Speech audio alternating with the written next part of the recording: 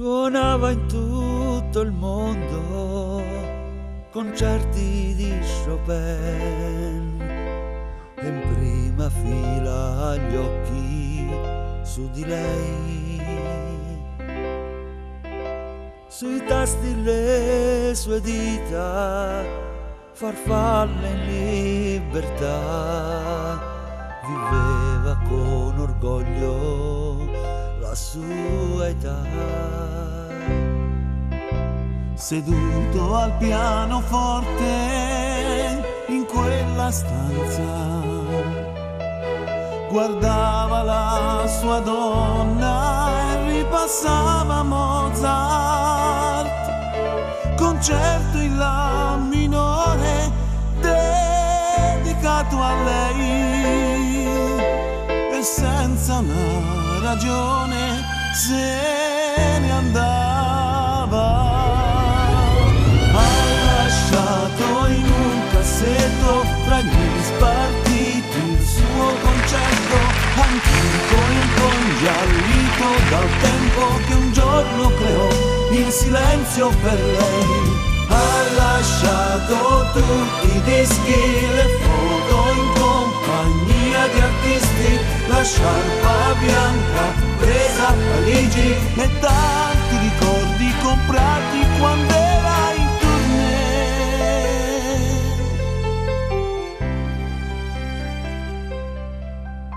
ritagli di giornali, adesso sfoglia lei, piangendo un po' davanti al suo caffè.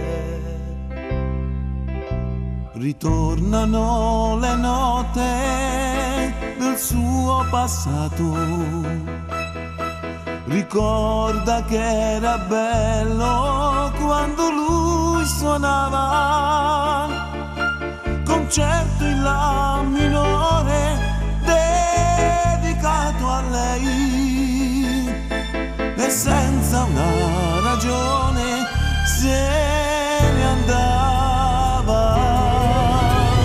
Ha lasciato in un cassetto tra gli spartiti il suo concerto antico, un po' ingiallito dal tempo che un giorno creò in silenzio per lei. Ha lasciato tutti i dischi, le foto in compagnia di artisti, la sciarpa bianca presa a Parigi e tanti ricordi comprati quando era in tournée.